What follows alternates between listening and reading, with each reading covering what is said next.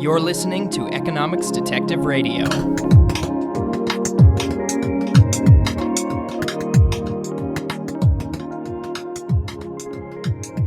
My guest today is Gregory Clark of the University of California, Davis. Greg, welcome to Economics Detective Radio. Happy to be here, yeah. So our topic for today is the welfare reform of 1834, also known as the New Poor Law in Great Britain during the Industrial Revolution. So this is an interesting topic in economic history because it sort of touches on both economic history as well as the history of economic thought, because the field of economics or political economy had sort of just arisen in Britain, and this was partly due to the influence of people like David Ricardo, who spoke out against the old poor law that the law was amended. Greg, do you want to give some background? What were the English poor laws prior to 1834? How did they work, and when were they established? So the old poor law, as it was called, had actually originated around 1601. And it contained this interesting provision that there was a legal entitlement that everyone in England had to receive relief if they couldn't maintain themselves. And that entitlement actually applied to each parish or township. There were 15,000 of these in England. And they were obliged to maintain anyone who needed relief who lived in the parish. And it turns out that that meant that everyone belonged to a different parish, and you could only change which parish you belonged to by living for a year and a day in some other parish. And so it had these interesting corollaries about labor mobility within the economy, because parishes, in some sense, then had an incentive not to have people who were potentially going to impose costs on the poor relief move into them. And then the legal entitlement was enforced by magistrates who ruled over a whole group of parishes. And so if the local overseer wouldn't give you relief, you could go to the magistrate and they could order the payment. And they also ordered the level of the payment. And so the interesting thing was there was this national entitlement to relief, but the eligibility and the levels of the payments were actually decided at the local level. And they actually varied dramatically across England in 1834. And traditionally, the north of the country paid very little poor relief and paid modest amounts. And for some reason, the southeast of the country had this regional preference for much greater amounts of poor relief. And so in some parishes in the southeast, as much as a fifth or a quarter of the labor force were actually in annual receipt of some kind of payments of poor relief. And so this was the kind of complex system that existed as we moved towards 1834. And the other interesting background element here was that, real wages had started growing in Britain finally in the Industrial Revolution. England was urbanizing, but troublingly for policymakers, even though in the mid-19th century, very few people had received poor relief, a very substantial part of the rural population had become dependent on this system. And so it seemed that there was no end in sight, and that you had created this kind of permanent pauper class in England. And that's what the political economists were all exercised about. So there, what were some of the arguments that the political economists made? Because I know a modern economist would probably argue in terms of disincentive effects, and if you can get relief at a certain income level, but then when you start earning more, the relief is taken away. That's a disincentive to earn, and that can potentially cause people to change their behavior. That would be the sort of modern argument for it. But that's a very sort of marginalist argument, and so wouldn't have necessarily been the way they thought about it in the early 19th century. What were some of the arguments made at the time? Well, their concerns were actually very modern Mm, and would be the ones that a lot of people have about modern welfare systems. So, first of all, they thought that the poor relief payments were an disincentive to people putting in effort at work. In many cases, the amount you would get on relief would be the same or greater than you would get in the free labor market. So why should anyone exercise themselves at work when you could receive just as much if you were unemployed and in receipt of relief? The second issue they had was that these payments for relief were paid as a tax on local property occupiers. And in some parishes, that tax was as high as 40% of the rental of the property. And so the argument was that it was actually discouraging systematically investment in improving agriculture, improving yields, because of this heavy tax burden.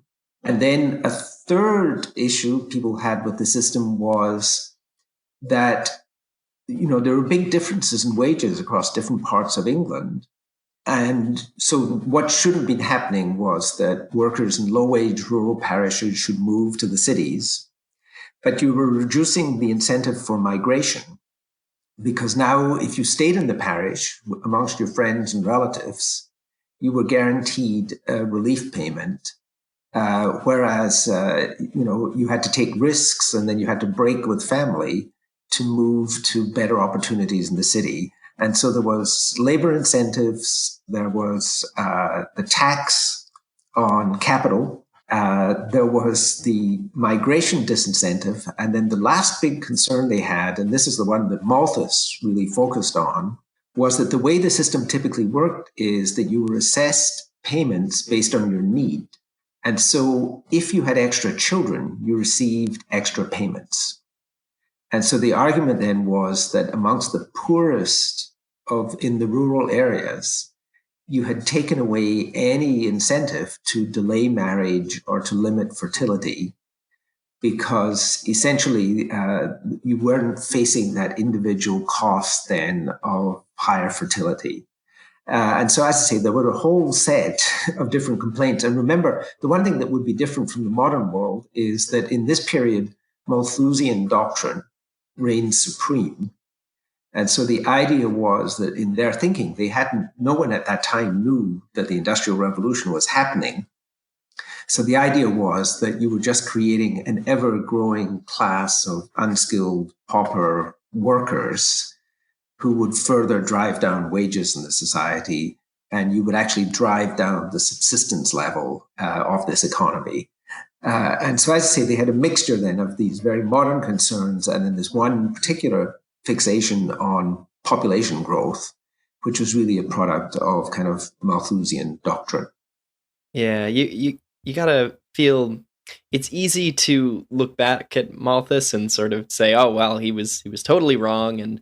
But if you look at pre-industrial societies, it really, the theory that when you're prosperous, your population grows, and then you sort of hit this Malthusian trap that prevents you from having sustained economic growth beyond a certain point.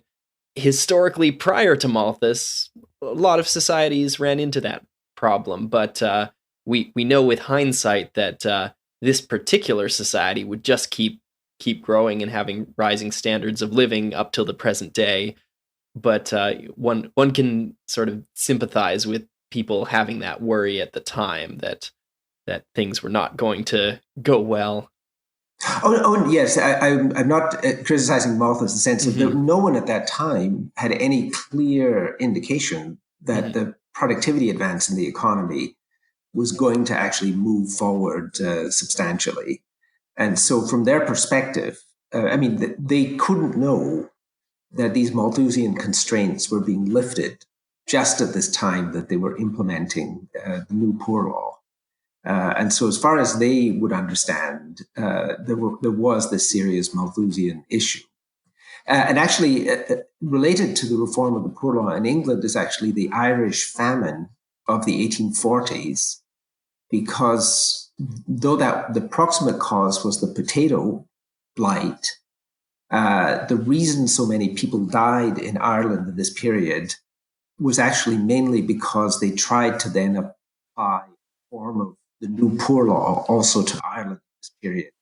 Again, very strongly driven by Malthusian kind of thinking. And that actually, so the poor law did actually have quite drastic effects, but not in England, eventually in Ireland. Interesting. So it was part of this was contributing factor in the potato famine.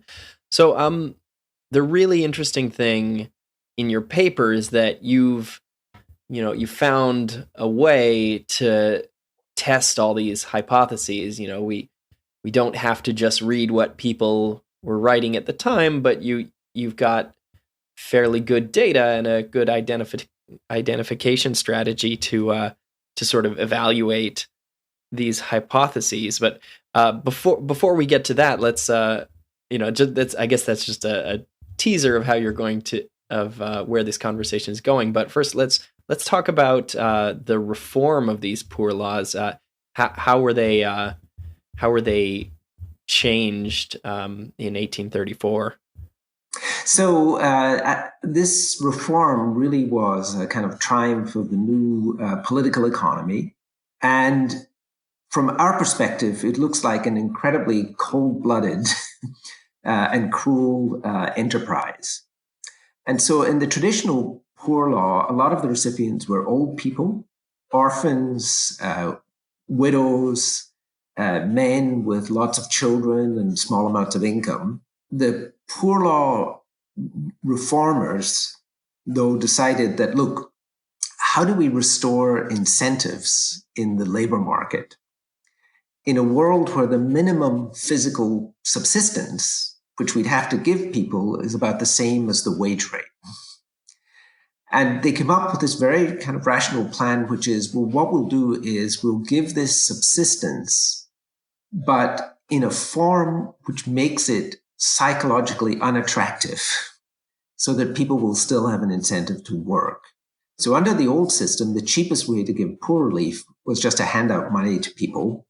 And in these parishes, once a week, the overseers would just line up all the poor and give them their allowance. What the poor law reform called for was the construction of new workhouses, which were deliberately meant to be imposing edifices constructed in the market towns in England, where the poor could see where they would be going if they didn't hew to an industrious life. And in the workhouse, the idea was to separate out men and women. So there was going to be no sex in the workhouse. There was no drinking. There was no entertainment. And they came up with kind of arbitrary work routines to make, and in some cases, they had to just connect people to wheels that were turning, but not turning anything, that they had to push on for 10 hours a day, just to make sure that life in the workhouse, while it was physically nourishing and it was clean, was worse than life outside. And people could leave the workhouse at any time, but the one crucial thing was men had to take their wives and children with them if they decided to leave. And so it really was this, as I say, amazingly kind of cold-blooded scheme, where the idea was to take this mass of people living in their own homes and move them all into workhouses. And they actually had debates about, well, what about old people? Should we actually push them into the workhouse since they're too old to work anyway? And they actually concluded, no, they should go, because otherwise it will reduce the incentive of their children to take care of them. And it will also reduce their incentives to save for old age. And so they have to be punished as well. And then they asked, well, what about widows? And they said, no, the widows have to go as well, because you can buy insurance even in this society against losing your husband. And so there were these workers' kind of friendly schemes. And so again, it would discourage provision for these contingencies if you actually treated widows and orphans nicely. And so under the grand scheme, the idea was that everyone was going to be pushed into the workhouse to ensure that there wouldn't be lenient treatment of the local poor. They actually grouped parishes into the larger poor law unions so that most of the people making the decisions about the poor in any parish would actually be from outside that parish.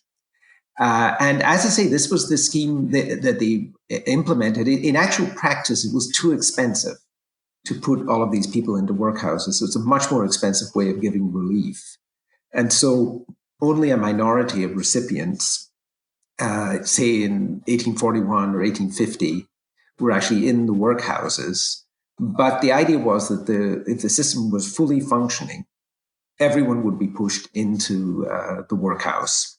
And that's why Charles Dickens, his book, Oliver Twist, came out in serial in 1837 to 39.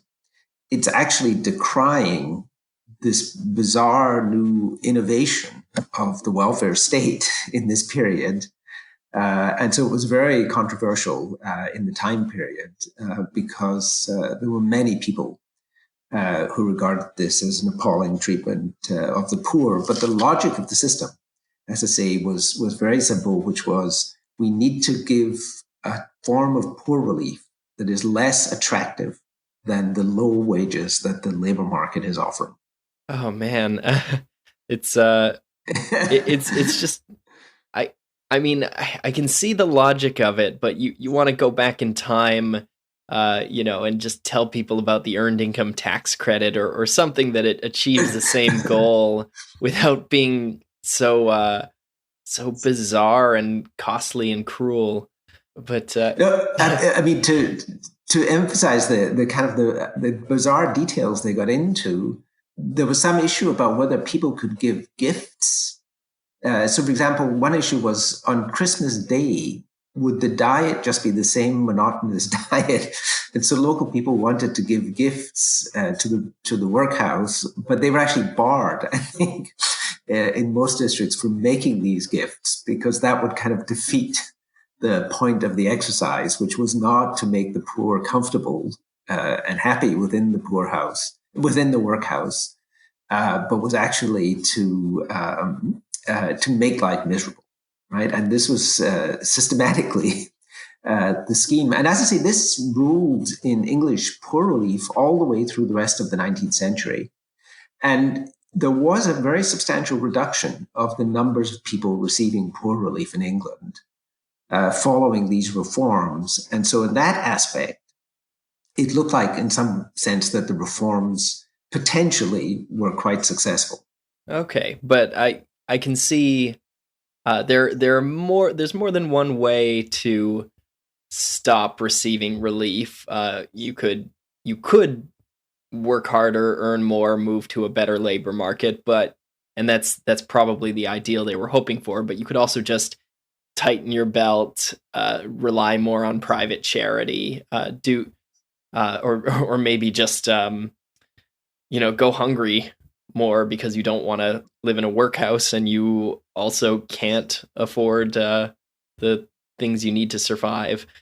So it seems like yes, there was some, as expected, making something miserable, create an incentive for people to substitute away, but it's not clear that they achieved exactly the goal that they wanted to achieve. So I alluded before to. Go on. Sorry, one thing I should say though, one thing that's amazing about this was how radical a reform this was. I mean, it is an illustration to some degree of the incredible kind of administrative abilities of the British state in this period, that they could actually contemplate this and implement this. And that it really is a kind of a sign of a kind of very energized society, however bizarre and cruel it might appear now. Because I don't think in modern America or in modern Britain that you could ever think about implementing schemes like this, and even laying out the rationale as well for your scheme in advance. Mm-hmm. Yeah. Even if you, it's probably better that even if you have a really good rationale and many people believe it, and you can think of a policy that ought to work under your system of beliefs, that we have a side constraint that you just don't do overly cruel things, just you know, just in case you're wrong, in case it doesn't work, in case you don't achieve the goals you intend to achieve. I assume the reformers were hoping that, you'd set up these workhouses and then everybody would see them, work extra hard, and no one would actually have to live in one, or very few people would. And that's how I would justify it if I was trying to. Yes, no, the hope was that in the long run, you were actually going to benefit the poor. And as I say, the reason it then played this very malign role in Ireland was that when the famine broke out in Ireland, it led to a collapse in the labor market because potatoes were a very labor intensive crop. And now the potato was gone. There's just a huge surplus of labor in Irish agriculture. And so in the height of the famine, the British authorities were still trying to corral people into workhouses. And also, they had to make life in the workhouse more miserable than even the incredibly miserable wage in the Irish labor market. And so essentially, they worked a whole bunch of people to death in the workhouses in Ireland. They had these schemes where they could only get relief if they broke stones or engaged in heavy manual labor, which is the last thing that you want to be doing with people in the middle of a famine. And so that's where the kind of the bizarre nature of the logic really kind of showed up, was when it was actually then transferred to Ireland in the 1840s. Yeah, that's a case where it's so clear that there's a real shock, and that giving people a stronger incentive to work hard is not going to cure the potato blight. And so maybe there should be some sort of general relief without having to worry about incentives so much. Something like giving everyone a fixed amount such that you don't distort incentives. Something like a basic income during a famine would not be a bad idea. But yeah, if they wanted to keep the poorhouse worse than the alternative, and the alternative just got worse, the internal logic of that is that the the workhouse has to be worse. So let's pivot to data. What do we know about this period? What kind of quantitative evidence were you able to gather for this study? So there's actually relatively decent data available. So there was a census in 1831 and in 1841 in England, and that gives information by parish on the labor force, the number of people, the age structure of people. And then because of this big concern leading up to the reform, they had been collecting a lot of information on the level of poor relief payments per parish. And so we know for these 15,000 parishes in England how much they were paying before the reform and how much they were paying afterwards. And so we can actually look at each parish level at how much payments changed once the initial stages of the reform were implemented. And then we know wages, but only for a scattering of these parishes. And we have, for a collection of the parishes, some information on land rents, both before and after the reform. And most of the poor relief was paid in rural parishes, and most of it was funded by taxes on land. And so that allows us then to observe, well, what happened to the landowners in these parishes? Did they benefit substantially from this reform? And then at a kind of less fine level, we can also look at, well, what about wages? How did workers' wages in rural areas adapt to this change in relief policy? Interesting. So you have the censuses before and after. You have payments in each parish, and I understand that they were very dispersed. There were some that paid a lot and some that paid almost nothing, and a lot of variation in between in terms of those payments. Correct? Yes. So the nice thing is that the new system was designed to be relatively uniform across the country. And there was a central poor law board that was setting up rules about diets and how much you need to spend and things like that. The old system, because it was anarchic and kind of controlled at the local level, had created enormous variability. So some parishes were essentially paying almost nothing for poor relief. In other parishes, they were paying 20 or 30% of the amount of wages that they were paying were actually then coming in the form of poor relief. And so you do get this nice variation beforehand. And then the other thing about this variation is that a lot of it seemed to be driven not by the wage level or not by the agricultural system, but just by these kind of regional differences or local differences in the culture in terms of what kind of things you were willing to pay for. So in some areas, they would pay men with many children an extra allowance. In other areas, they got nothing. And that seems to have just been driven mainly by the kind of the local attitudes to poor relief and to the entitlements of the poor. Okay, so yeah, there, even though the right to receive relief was, established at a national level, the administration of it was local, and the financing.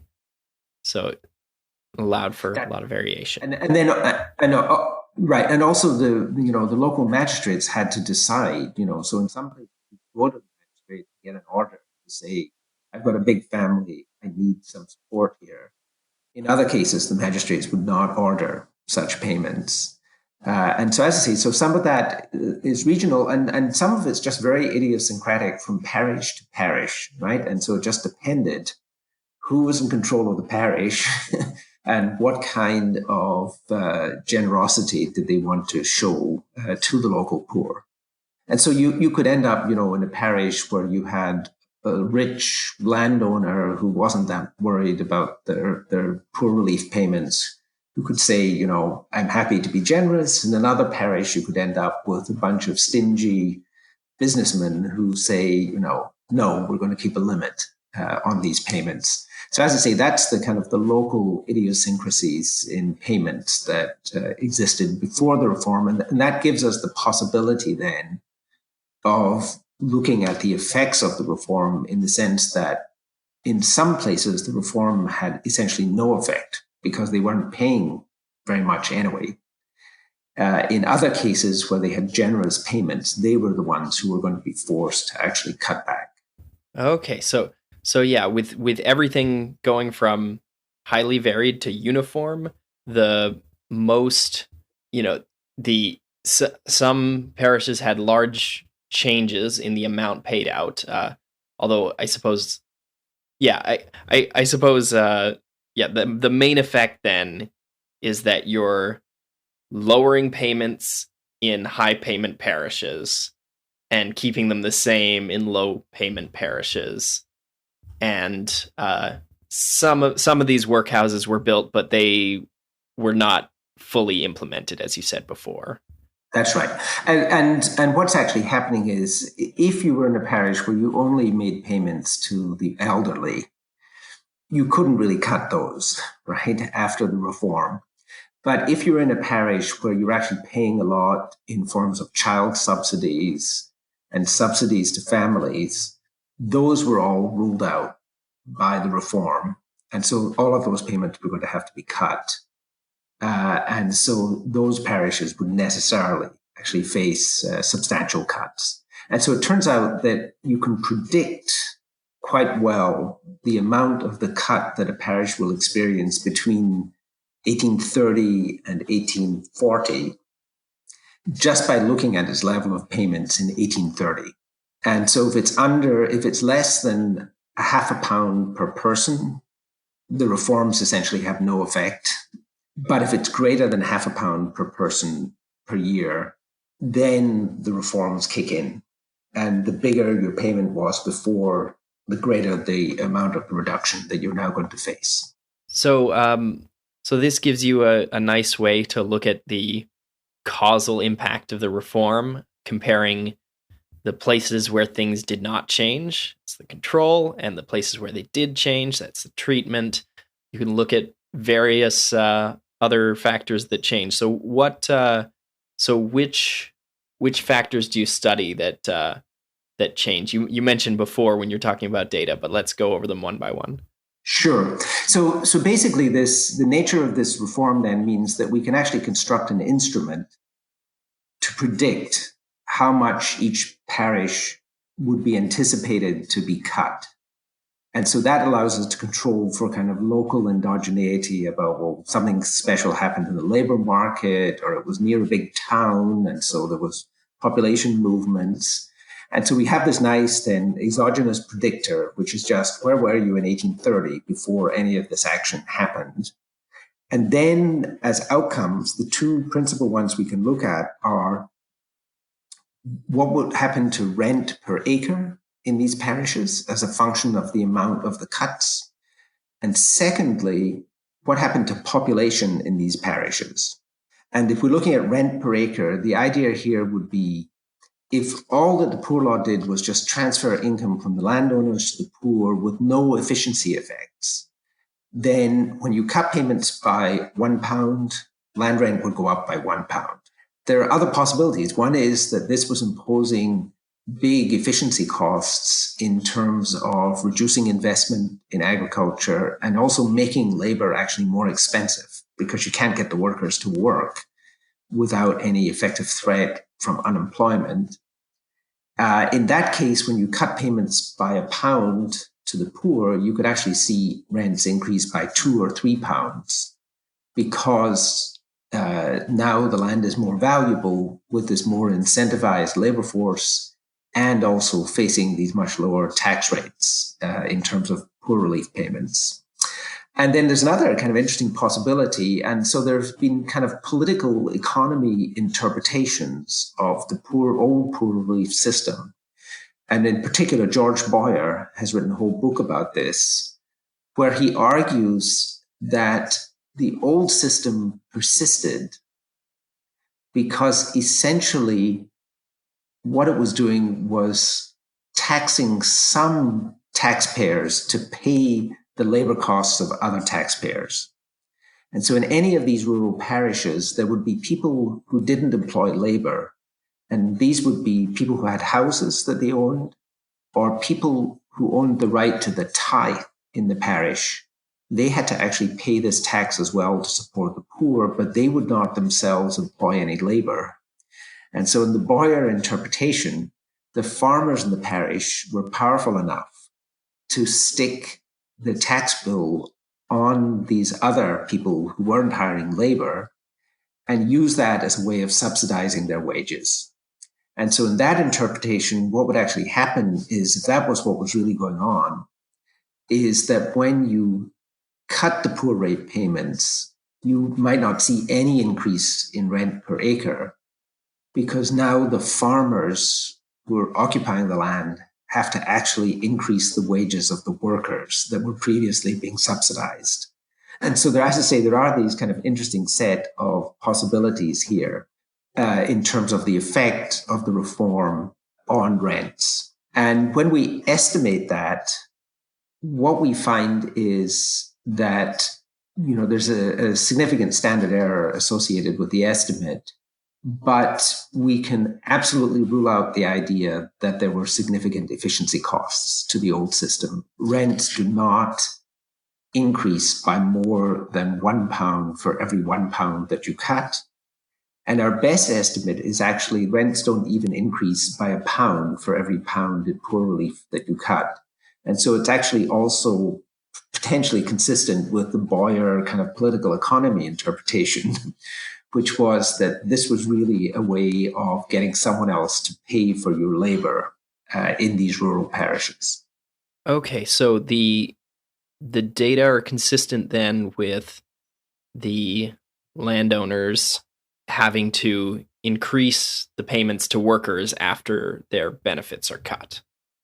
That's right. But as I say, statistically, it's somewhere in the region of, 0 to £1 is there is sign of some very modest increase in rents, but we can't really pin it down. So it's somewhere in that range, 0 to 1. So it could be just that it was a pure transfer.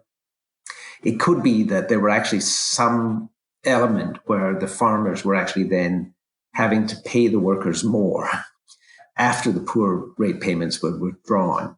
But the important element of this is that you really don't see any significant sign that there were big efficiency losses from the operation of this system. It wasn't that there were a bunch of kind of unmotivated workers in the countryside now who now become fully motivated citizens ready to work for their bread. It really didn't have any kind of dramatic consequences in terms of the property owners within the countryside. Right. So if that were the case, then if you reduce taxes by £1 on the landowners, then they would get more than £1 because of the incentive effects on their workers, who they now don't have to pay as much. So in addition to the other effect of just not being taxed as much, there would be this benefit in terms of labor costs. But we're seeing that the effect is less than £1, indicating that although taxes were lower, there may have been other costs that came along with this reform, or maybe not, or maybe it just is one, and the only benefit is the reduction in tax payments, taxes on land. Too noisy to say. And then the second thing we can look at is, well, is there a sign that this kind of liberated the rural labor force and kind of pushed them towards the cities? And so we can again look at, well, what's the predicted level of cut in each parish per worker, and how is that associated with population movements within these parishes?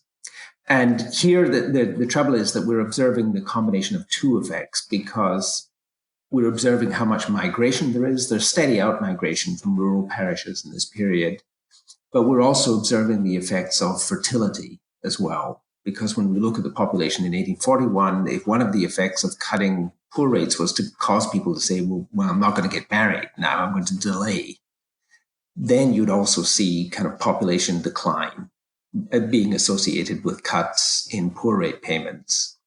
But what we observe here is that there seems to be no effect in terms of population movements. Parishes which had the most substantial poor rate cuts did not lose population at a rate that was greater than parishes where there were no cuts in poor relief. And so interestingly, there's no great sign that the old system had actually created a misallocation of labor within the English economy in 1834. Right? There's no flood of new workers coming to the urban areas as a result of these cuts in the countryside. And so again, you're not seeing any efficiency signs of efficiency losses coming from that old system.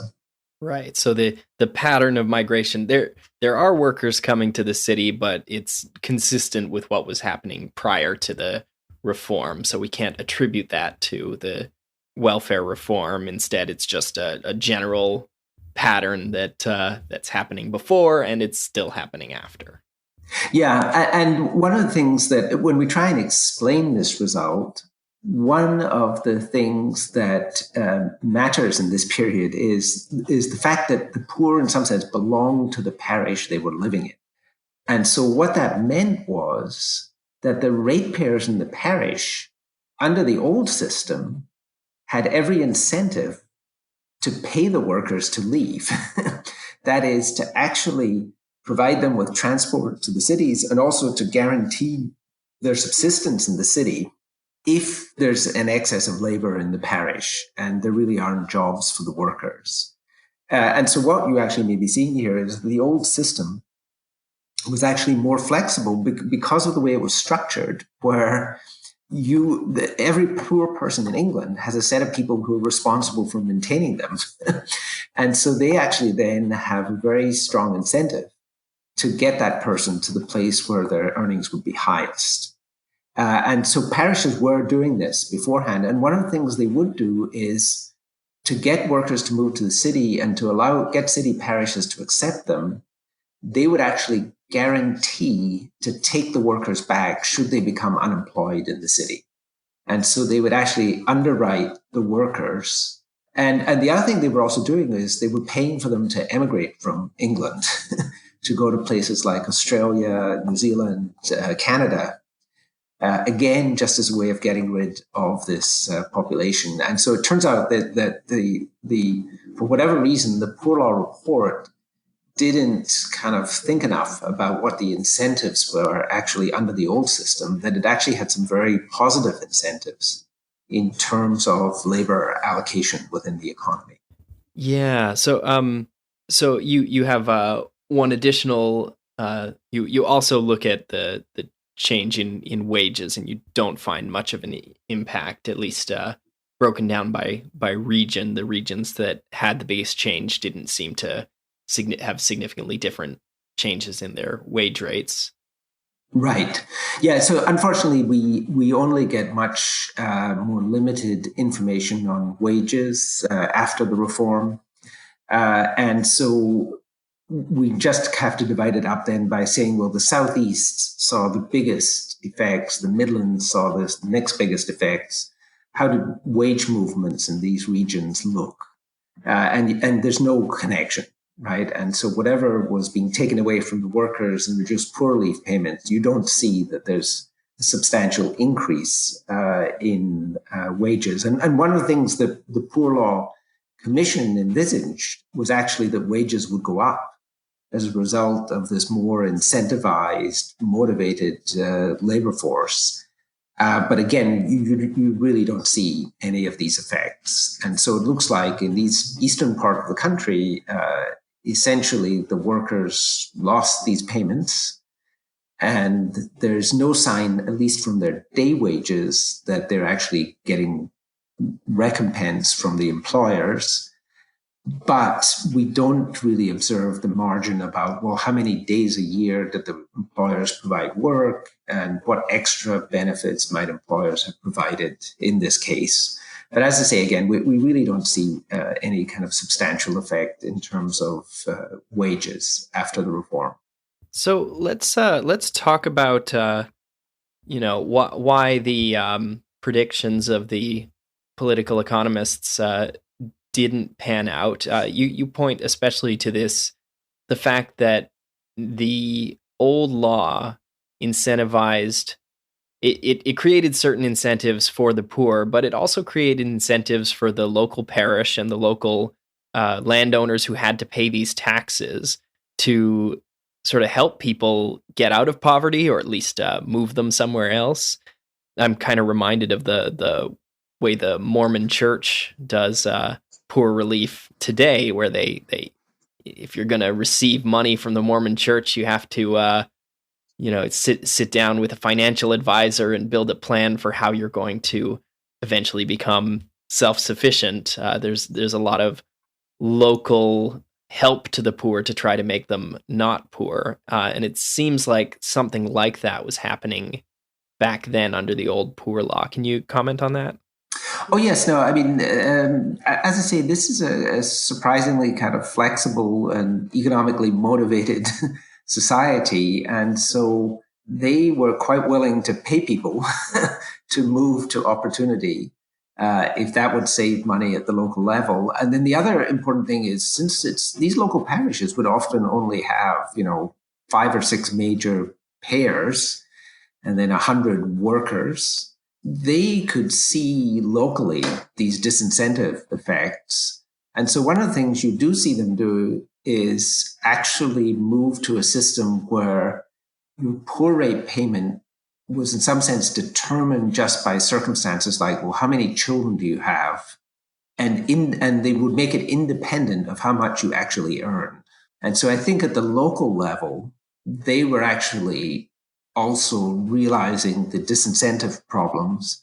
And in part, that would actually lead to kind of larger payments in some cases, but it would be a way of not making it the case that you only got paid, that they cut off the payments if you did any better for yourself.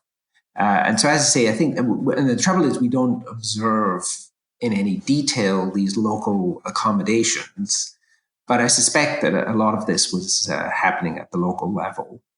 And then the other thing that they could do at the local level was if workers were regarded as being recalcitrant or losing a job because they just wanted to be on parish relief, they could actually, at the local level, make people work, breaking stones, repairing roads, doing other stuff like that, in order to receive relief.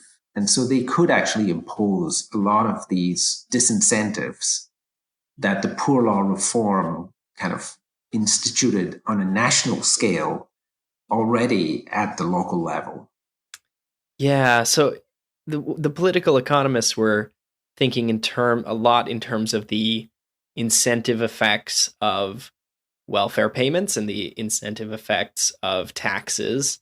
But when you have something on this sort of small local level, there are other things to think about, like just the social pressure to not be a burden on others, and the way communities organize themselves. It's a very different sort of analysis that we're just sort of we're just starting to study. Now people like Eleanor Ostrom and experimental economists looking at things like the public goods game. How does social pressure get people to contribute when they don't necessarily have a immediate material incentive to do so, but when other people are around and they're looking and they can maybe have some ability to sanction you if you behave badly. There's a lot more to that social dynamic at the local level, but when you take a welfare system, if say the welfare system had been administered at the national level with payments coming into central government and then going out to everywhere, then you wouldn't have had this effect, and maybe the effects that the political economists worried about would have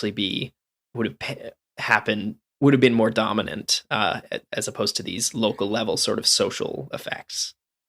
Yeah, no, and an important element in the early system was that you paid locally. And so they had in this system a lot of local incentives. And so certainly modern welfare systems where a lot of the payment comes nationally or at the state level have very different sets of incentives. And the thing about the poor law reform was it did retain that important element that it was all done at the local level in terms of payments. And so that actually was, I think, even prior to the reform, was important in keeping the incentives actually fairly good within the system. I should say another element that enters in a little bit to what was happening in this reform was in the English countryside in 1831, there had been a set of riots and arson attacks on farmers connected with the introduction of mechanization in agriculture and the mechanization of threshing, which was a major source of employment in the winter. And in part, I think the reform was driven by this fear that the poor as a class in the countryside had come to believe that poor relief payments were their right and their entitlement, and that they as a class were kind of forming in opposition to the interests of the farmers. And so you also have this interesting kind of political economy element here, where the desire in some sense was to break the solidarity of these workers who had to come to feel that they had these kind of social entitlements, and to instead kind of really make them back into kind of wage laborers in the countryside.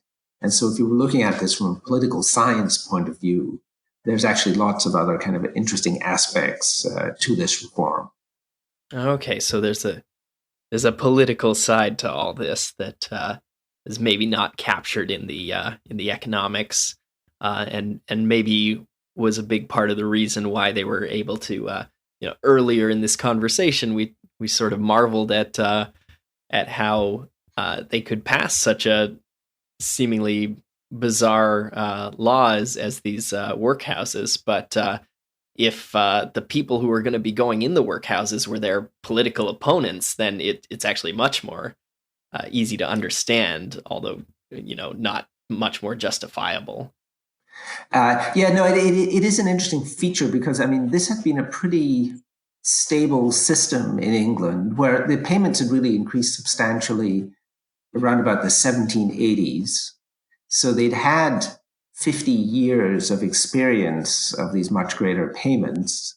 And so the interesting question, again, politically is what was the impetus to decide at this point that you were going to make this radical break with a fairly established system. And as I say, I don't really know enough about the kind of the political background at the time to understand exactly what were the forces that meant that Parliament was ready to act on this pretty radical recommendation from a bunch of economists, and why was it at the moment at which Parliament decided now it's time to listen to the economists? Yeah, it's the equivalent of the government in the modern day maybe putting a Tulloch spike in every car. That's the idea of putting a spike in the steering wheel so that you'll have an incentive to drive really safe.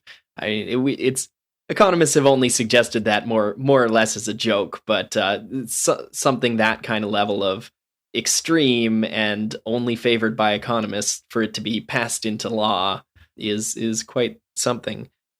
We're coming up on our time here. Do you want to tell the audience if there are any general takeaways that they should come away with from this conversation? Any sort of overarching lesson or takeaway that one could apply in future research or in the modern day? Actually, one thing I do take away is that there's an interesting history of failed schemes to reform the poor, to make them, independent, to make them productive.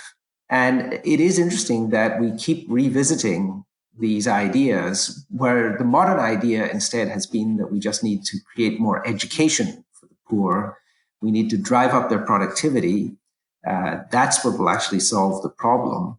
But I think in a lot of these modern schemes, you ended up reducing payments to the poor, mainly because you increase the amount of burden so much for being on poor relief that people find it easier just to get a job. And so there is, as I say, this kind of interesting history that someone could write about, can you ever devise some kind of economically efficient welfare relief scheme? Or is it really the case that it's not somewhere where we can change people's behavior very significantly, other than simply by making life more miserable for people who are actually receiving these benefits? My guest today has been Gregory Clark. Greg, thanks for being part of Economics Detective Radio. Happy to be here.